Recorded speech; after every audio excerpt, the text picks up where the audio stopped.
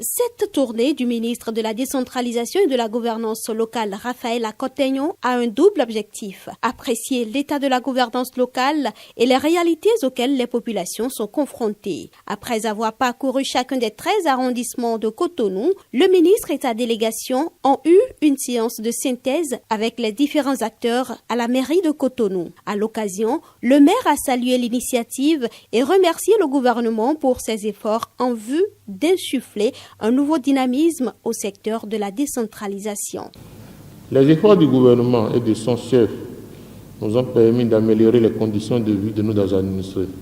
C'est pourquoi nous profitons de votre présence pour remercier très sincèrement le gouvernement du président Patrice Talon pour ses nombreux investissements en faveur du développement de notre cité commune.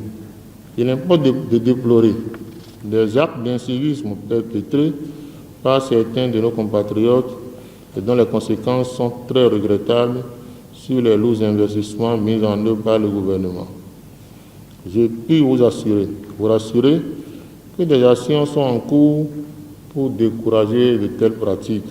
Dans le même enthousiasme, le préfet du littoral, prenant la parole, a exprimé sa joie et fait remarquer que cette tournée va remobiliser le personnel municipal et les élus locaux. Alain Orunla a saisi l'occasion pour exposer à l'autorité certaines difficultés de la ville de Cotonou. Il s'agit premièrement de l'épineuse question de la désignation des chefs de quartier de certaines localités de Cotonou, dont les postes sont vacants pour diverses raisons. La question ensuite de l'identification et de la sécurisation des réserves administratives ainsi que des domaines privés de la commune continue d'être une préoccupation non résolue. Il en est de même du problème de la mobilité urbaine qui est entravée, entre autres, par les stationnements anarchiques des véhicules de transport en commun en raison de l'inexistence de gares routières dans la ville de Cotonou. Enfin, la question de la gestion des panneaux publicitaires de la ville mérite une attention particulière car elle est source d'importantes fuites de recettes pour la commune. Rappelant à son tour le but fondamental de la séance, le ministre Raphaël Akotegnon a remercié tous les acteurs présents pour leurs efforts constants en vue de l'atteinte des objectifs du secteur de la décentralisation.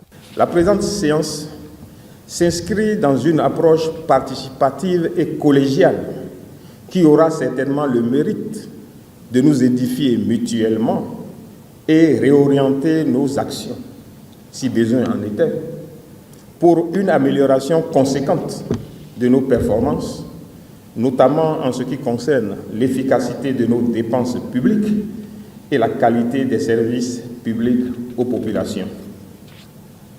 Elle sera aussi l'occasion de repréciser le rôle et la partition à jouer par chaque acteur dans la conduite et la gestion des affaires publiques pour l'atteinte des objectifs de nos politiques publiques locales. Deux communications, l'une sur les performances de la commune de Cotonou et l'état de ses relations avec la tutelle et l'autre sur la promotion des mesures de mitigation des risques d'attaques terroristes, notamment les systèmes d'alerte précoce et la coproduction de la sécurité, ont servi de base aux échanges.